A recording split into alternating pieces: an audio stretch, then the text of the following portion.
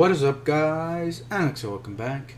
And today I'm gonna be bringing my reaction to the newest Death Battle, Batman Beyond versus Spiderman 2099. And yeah, no idea who's gonna win this one. On the regular Batman versus Spiderman, Spiderman won mainly because his Spidey sense, and I want to say maybe his acrobatics, but mainly the Spidey sense. And I did watch Screw Attack's video on Spider-Man 2099, and in that they said that he doesn't have Spidey sense, so Terry might have a chance on this one. I'm not sure. I really can't even say. So yeah, I'm really hoping Terry wins. But yeah, without any further ado, guys, let's just get into this.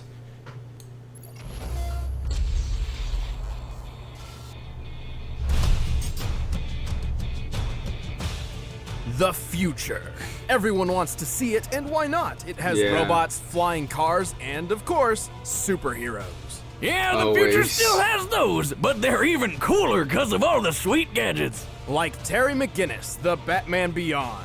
And Miguel O'Hara, the Spider-Man from 2099. He's Wiz and I'm Boomstick. And it's our job to analyze their weapons, armor, and skills to find out who would win a death battle.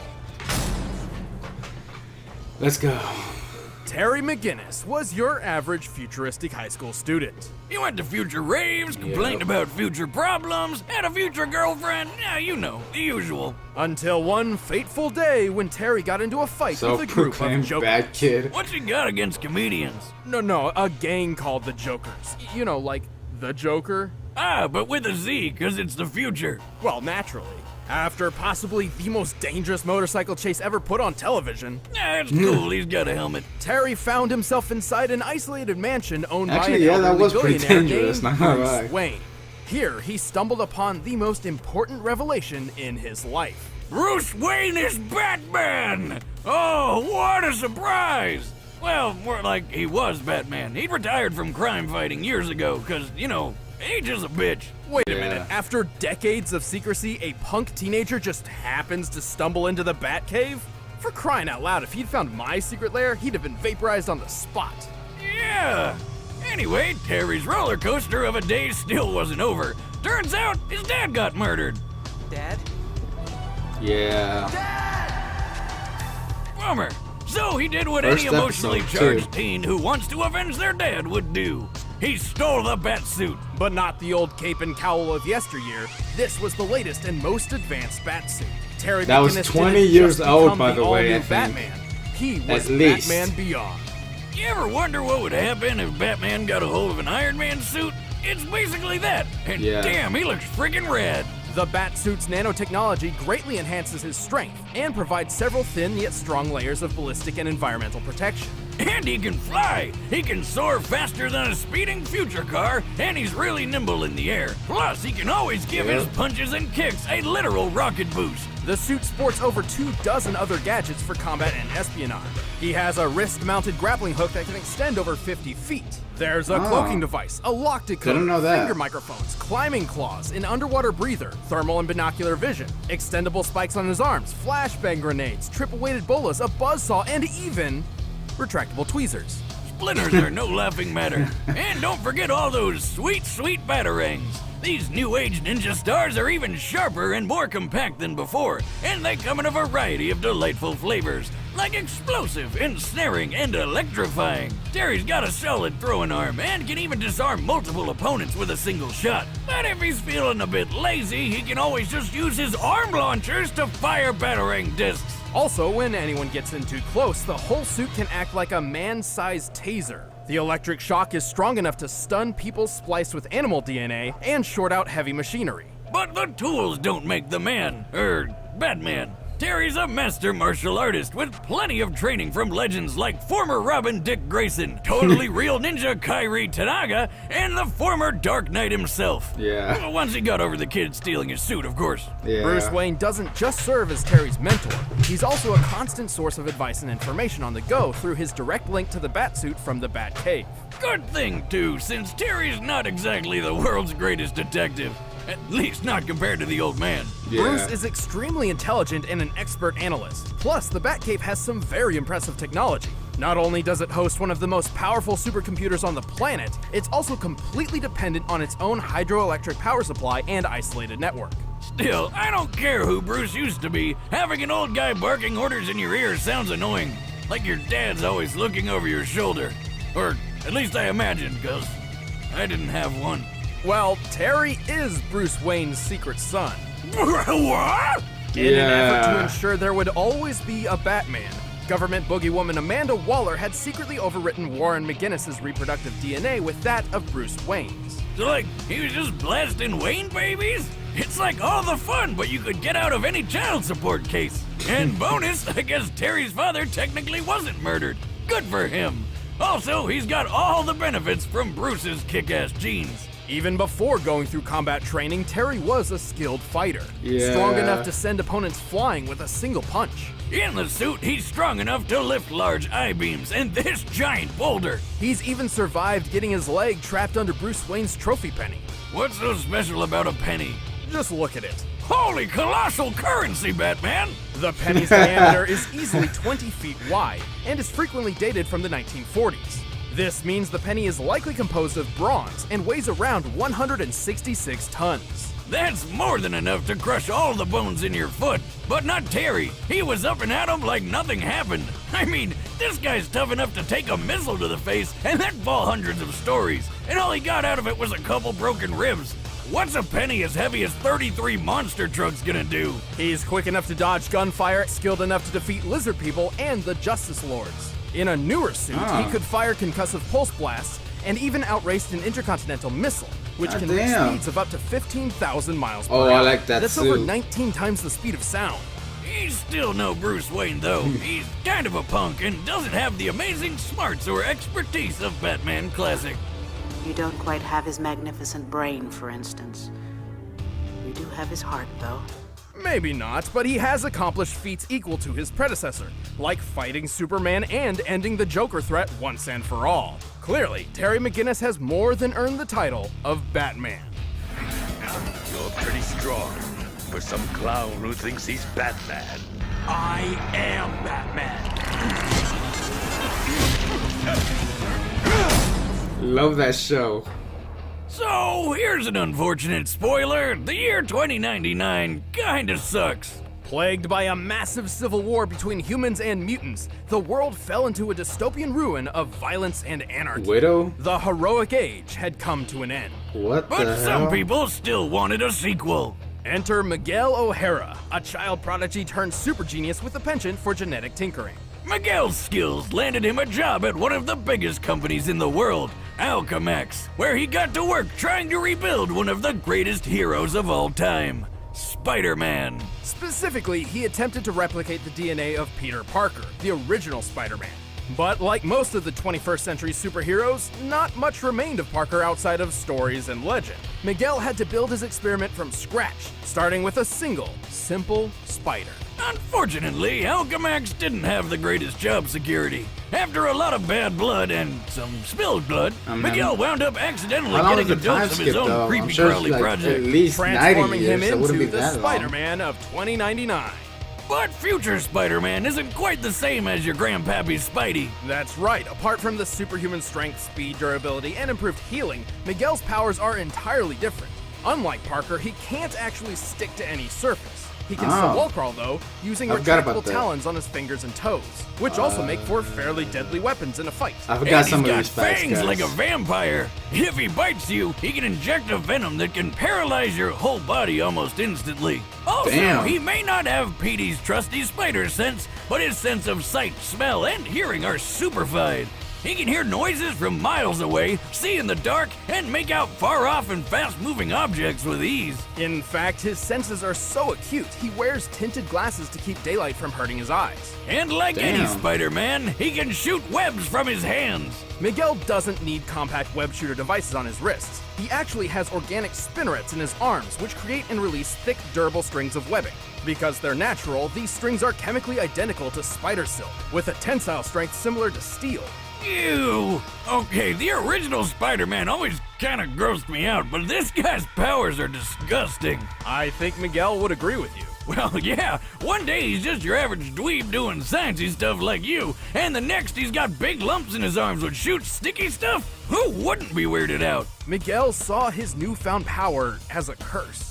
A blight which turned him into an inhuman freak of nature. But that didn't stop him from fighting crime, complete with his own Spidey suit. His original costume was made from unstable molecules, allowing the use of his talons without tearing the fabric. He also wears a web-like cape made of light bite, which lets him glide through the air. Whoa, Light Bright! I remember that. Man, do they still have that in the Yeah. future? And did they find a way to stop you losing those little pegs? Light bite. Yeah, whatever. The suit looks pretty cool, I never had so one of those, I but hate I to always wanted spoil the one. mood, but it's actually just a run-of-the-mill costume from a Day of the Dead festival. No, really. Though after meeting That's the present-day Peter Parker, Miguel received a much-needed upgrade. His new suit contains synthesized unstable Oh, that is fabric mixed sick. with Kevlar. Hang on. Okay, guys, we're back. Let's continue. Greatly improving his defense.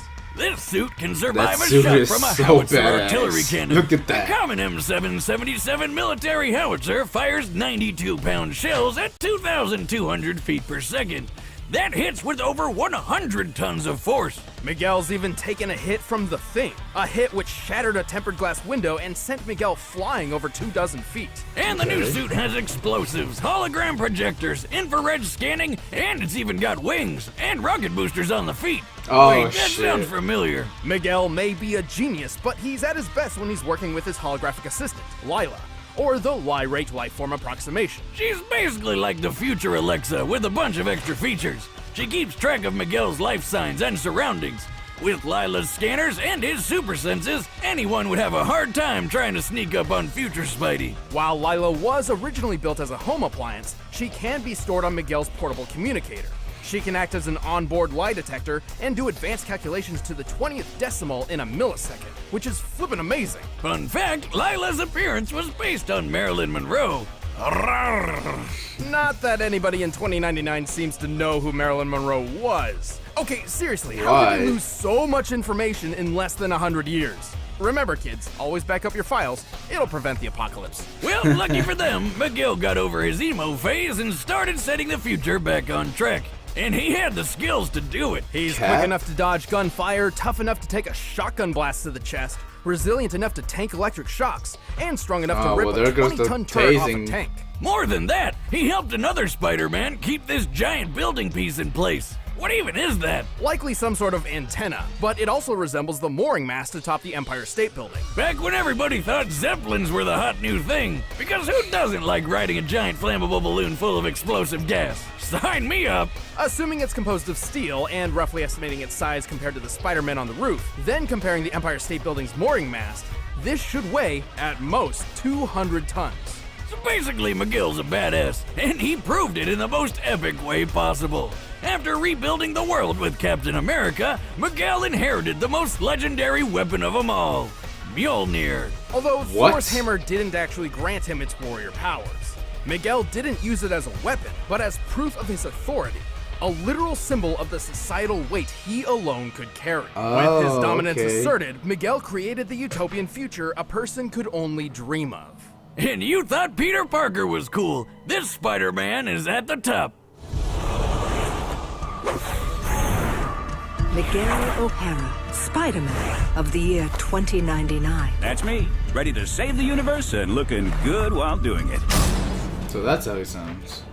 All right, the combatants are set. Let's end this debate once and for all. But first, the future is now in the form of Blue Apron.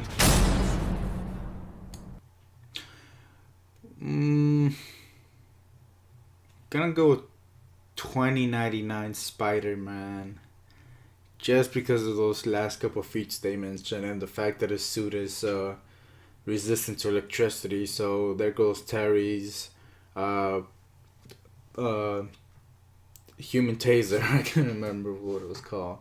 And both of the suits have heat-seeking vision, heat-seeking vision, whatever, infrared vision.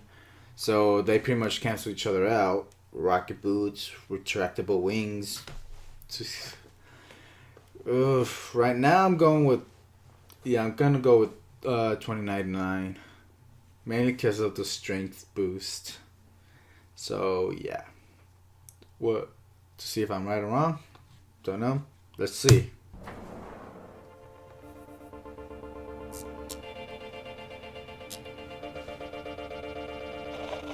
McGinnis, keep an eye out. I've been seeing some odd reports regarding this part of the city.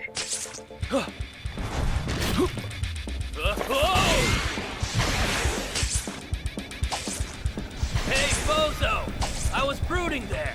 Who the shock are you? I was brooding.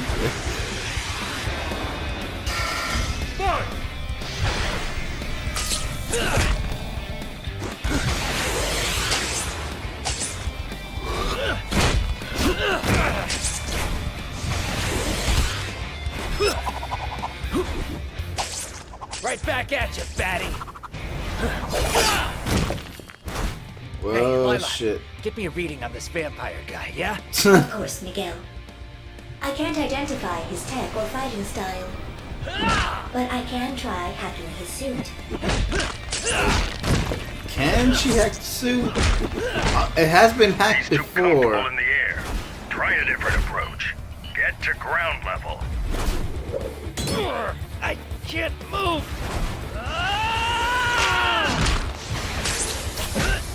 Oh hell. Damn, that hurt. Something's trying to hack your suit. Yeah. Our new friend, no doubt. How's the hack going? Nowhere fast. Get in close and finish this quick. No problem. Can my fangs Ooh. pierce his suit? I think so. Then I'll finish this myself. What was that? Was that a flashbang? Lila! Lila! Oh! Problem solved. I guess that's one way to do it. Okay, I was wrong. What just happened? I'll never get tired of seeing people blow up. It's always such a blast. Thanks to Bruce's counsel, Terry used his flashbang to take advantage of Miguel's sensitive eyesight and his electric shock that can short out large machinery to deal with Lila. Yeah, unlike Bruce, the poor girl wasn't really built for combat. And while her hacking skills were top-notch, the isolated Batcave had the defenses to hold her off. Even still, Terry's stats edged out Miguel's in more ways than one. When it came to maneuverability and durability, they were mostly even. Both could dodge bullets and weave through the air. Both could survive heavy ballistic hits. But unlike Terry, Miguel's never outraced anything faster than a Mark 19 ballistic missile. For physical strength, Terry had him beat too. Recall that Really? boulder that he lifted underwater. This took place in Superman's Fortress of Solitude near the Arctic, so the boulder was likely composed of sedimentary dark limestone, the most common rock type around that location. So we compared Terry's height to the boulder, applied the density for limestone, and subtracted the weight reduced by underwater buoyancy, to find the boulder's weight to be 192 tons. And he tossed it aside like it was nothing. Terry's peak strength in the Batsuit has to be more than 200 tons. Assuming Miguel applied his fair share when holding up that antenna, his best strength feat we know of is at max 100 tons. But he's a Spider-Man. Spider-Man can lift more than that, right? Not usually. Technically, Miguel's powers are so different from Peter's that we shouldn't really scale him to other Spider-Men. But for the benefit of the doubt, let's do it anyway. We'll check out two of Spider-Man's most impressive strength feats. The first is the time he braced a private jet while it was landing. Look at him! He's literally the landing gear. According to Spider-Man himself, the plane's total weight was at most 115,000 pounds. Adding the thrust from a Whittle W1 engine, which this small jet is most likely to have an engine comparable to, this feat comes out to 58 tons. Not Really? even close to Terry's 200. Wow. There was this one time where Spidey had to push way past his limits to lift what he offhandedly compared to as a locomotive. Since he could measure the plane, it's likely he's accurate here, but given the time period, that's still only 130 tons at most. It's clear Terry had a pretty sizable physical advantage. And just because Terry's mind wasn't as fine-tuned as the original Batman's didn't mean he's dumb. Even more, Miguel never trained like Terry did. Hell, he never really had much formal training at all, but Terry was trained by ninjas, stealth artists, and other crime fighters to be a master in the battlefield. And since Miguel didn't have a spider sense, Terry just had to wait until the untrained future Spidey left an opening. In short, while Miguel wasn't completely outmatched, Terry's superior strength, counseling, equipment, and training won the bout. Turns out this Batman was beyond him. The winner is Batman Beyond. Stick around, we're about to announce the I was combatants for wrong. the next death battle. And if see you want who's to watch next. exclusive commentary on this episode, click that little box over there and start a first membership trial. Try to grab one of these shirts too. Looney Tunes? Wait, what? Saffron?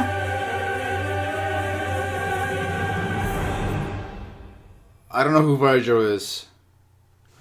Okay, next death battle, Saffron versus Virgil. I don't know who that is. Yeah, probably gonna have to look him up or not at all, so it'll be more surprising that way.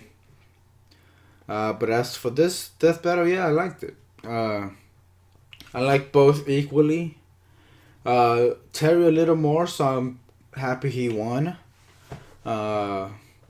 Yeah, I thought 2099 had it, but no. Looks like Terry won at the very end, so that's cool. Like I said, next death battle, I know who Saffron is because of the Final Fantasy movie. I never played the game, but I saw the movie.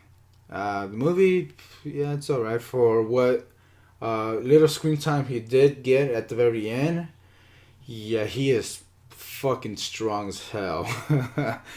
I think he was in a previous death battle. I cannot remember. It might have been. I think I might be thinking of Cloud. Is that his name? I can't remember. It's been a while. Yeah, I think it was. I think it was Cloud. Let me check. Yeah, Cloud. Like I said, it's been a while since I've seen the last death battle he was in. I can't remember who who he even fought. And they mentioned Sephiroth in that one death battle. But that was like a quick cameo. And I really don't know that much about Sephiroth's stats and what he can do apart from that one movie. In the game, I know he's super badass in the game, especially with that weird double sword thing. I don't even know if he had that in the game. I know he had the sword in the game, but whether or not it was like the double-bladed sword from the movie, yeah, I don't know. And the fucking sword's like 7 feet long or something. What's up with that? Like 6 or 7 feet long. It's insane. But yeah. I'm gonna leave it off there, guys. I'll leave a link to this video down in the description along with the Screw Attacks channel and their website, so be sure to check them out and support them. As always, post your thoughts and comments down below. Let me know what you guys thought. If you agreed with this death battle or if you disagree with it. Like the video you did, and as always, if you want to see more reactions or previous reactions, hit that subscribe button to see more. Peace.